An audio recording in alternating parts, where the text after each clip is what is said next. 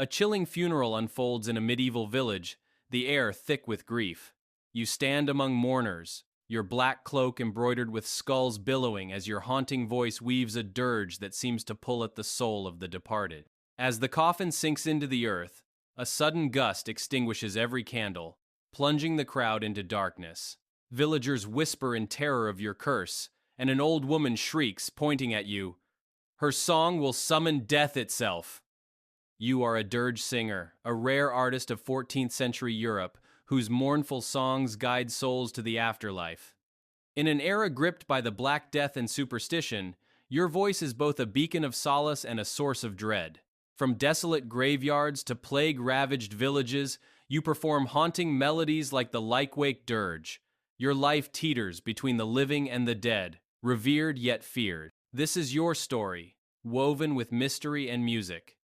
You come into the world in a tiny English village, born to dirt-poor farmers who barely scrape by.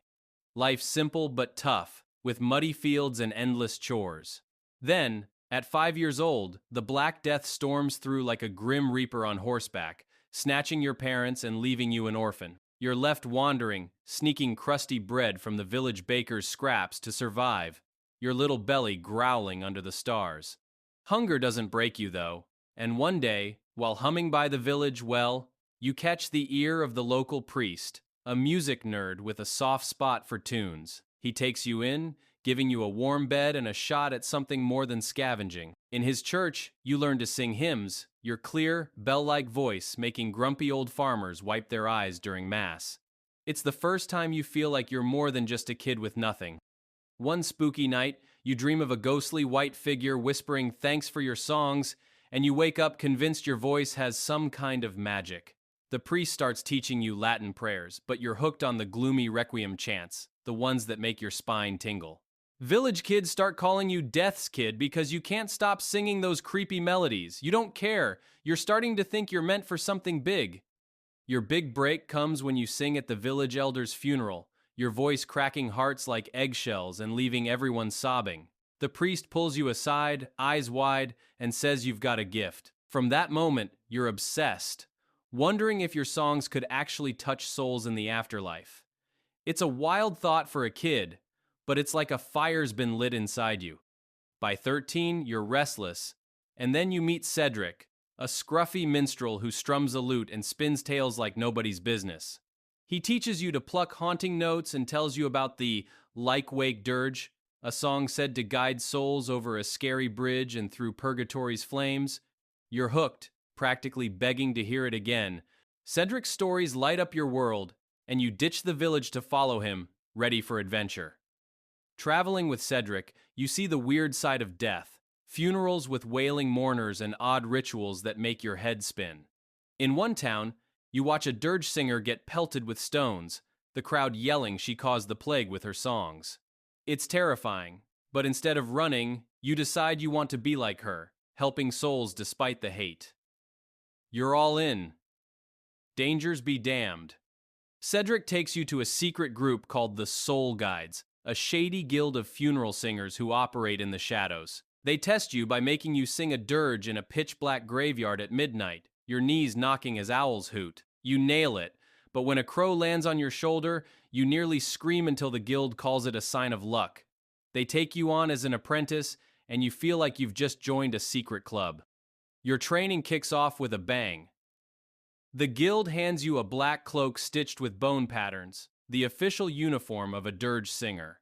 It's heavy, smells like old wool, and makes you look like death's personal bard. You're thrilled, even if it itches like crazy. This is the start of a brutal journey, but you're ready to sing your way into legend. Your training with the Soul Guides is no walk in the park. It's more like a marathon through a haunted forest. You spend hours tweaking your voice to hit that perfect eerie tone, the kind that sends shivers down spines and makes mourners clutch their rosaries. Your teachers push you to sing until your throat feels like sandpaper, but when you nail it, the hairs on your own arms stand up. You're not just singing, you're crafting a sound that feels like it could pierce the veil between life and death. Next, you dive into the ancient dirges like Dirge Domini, a gloomy masterpiece from the Church's Office of the Dead. Your teacher, a grizzled old singer with a voice like gravel, drills the Latin words into your head until you can chant them in your sleep. You also memorize every detail of funeral rites. How to place candles in a perfect circle around the coffin. How to scatter dried petals with just the right somber flair. It's like learning to be a stage director for the dead, and you love the creepy precision of it all. The guild fills your head with superstitions that sound bonkers but stick like glue. They warn you never to sing a dirge during a thunderstorm, claiming it could summon demons instead of guiding souls. You're skeptical, but after a lightning bolt nearly fries you during practice, you decide to play it safe. They also put you on a strict diet to protect your voice. Watery barley porridge and bitter herbal tea, with red meat strictly off limits. You dream of juicy pork chops, but your voice stays crystal clear, so you grumble and slurp your porridge. Training isn't just about singing, it's about endurance. You're forced to stand stock, still in freezing winds, practicing dirges while your teeth chatter. Because most funerals happen in drafty churchyards. One brutal winter, you sing through a snowstorm, your cloak flapping like a bat's wings, and come out stronger. Then comes the ultimate test, a noble's funeral where you sing for 3 straight days, your voice nearly giving out. You collapse afterward, but the guild nods in approval. You're tougher than you look. The guild teaches you that your songs can guide souls through Winnie Moor, a mythical wasteland of thorns and despair in folklore. You're handed a small silver dagger, cool to the touch, said to fend off angry spirits who might not like your singing. You're not sure if you believe it, but you keep it tucked in your belt, just in case. After 3 grueling years, you're finally declared a true dirge singer in a secret ceremony, cloaked in candlelight and chants, feeling like you've just been knighted by death itself. Your career kicks off with a bang as you start singing at funerals across the region, from dirt-poor farmers to snooty merchants. Your voice is a hit, and one performance leaves an old widow sobbing, swearing her son's soul is in heaven thanks to you. Word spreads, and suddenly you're the talk of the Shire, your name whispered like a magic spell. But fame comes with a catch. Some villagers start muttering you're in league with demons, giving you the side-eye whenever you pass by. The rumors sting, and one family flat out refuses to hire you. Terrified you'll suck the souls from their living relatives. You learn to charm your way through the paranoia, handing out daisy symbols of pisto grieving families, which usually shuts up the skeptics, but not everyone's won over. At a knight's funeral, you're bizarrely asked to wear his clunky armor to guide his warrior soul, and you waddle through the dirge feeling like a tin can. You pull it off, but it's the weirdest gig yet. Things take a turn when you botch a line in a dirge at a big funeral, and the crowd gasps, convinced you've cursed the dead man's soul. You're nearly run out of town, dodging rotten apples and angry shouts. To boost your mystique and shake off the haters, you adopt a pet crow named Grim, who perches on your shoulder like a feathered sidekick. Grim's a natural performer, cawing right as you finish your songs, leaving villagers slack-jawed and calling it witchcraft. Your coin purse starts to jingle with earnings, a nice change from your bread-stealing days. But being a dirge singer isn't cheap. You blow most of your cash on fancy candles for rituals and new cloaks to keep up your grim chic look. Grim's a hit, the gigs keep coming, and you're carving out a name for yourself. Even if half the village thinks you're one step away from summoning Satan, you're just getting started, and the road ahead is as wild as a graveyard at midnight. The Black Death crashes back into your world like an uninvited guest, and suddenly you're the busiest dirge singer in the region, belting out mournful tunes at dozens of funerals every week. Your voice becomes the soundtrack of grief, echoing through muddy churchyards as the plague piles up coffins.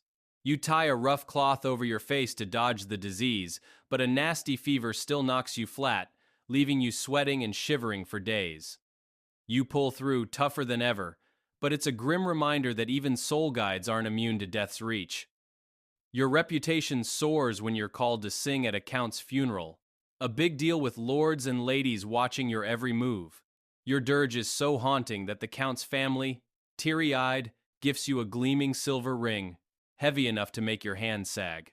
Word of your performance spreads, but so does a wild rumor. Some swear if you sing too long, the dead might open their eyes. It's equal parts thrilling and terrifying, and you start wondering if your voice really holds that kind of power. Inspired, you pour your heart into composing a new dirge, weaving folksy melodies with sacred chants that hit like a punch to the soul. The whole region goes nuts for it, humming your tune from taverns to farmhouses, and you can't help but grin at your own genius.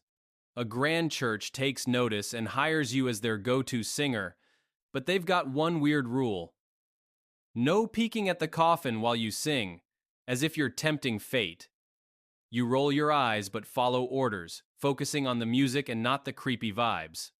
At one chaotic funeral, you cross paths with another dirge singer, a cocky type with a voice like thunder. The two of you end up in an impromptu sing-off, trading verses that leave the mourners gobsmacked, torn between tears and applause. It's the most fun you've had in ages, even if it's at a burial. But not everyone's a fan. A sour-faced priest brands you a witch, claiming your songs are devil's work. The villagers, though, rally behind you, insisting your voice brings peace, and you walk away with your head high, feeling untouchable. You start scribbling down your dirges in a tattered notebook, dreaming of a legacy that'll outlive you. Your name becomes legend, whispered as the voice of the soul guide across the shire, and you can't walk into a village without heads turning. You're no longer just a singer, you're a myth, a figure who dances on the knife's edge between life and death. Every note you sing feels like it's carving your name into history. Your daily life, though, is less glamorous and way weirder than the legends suggest.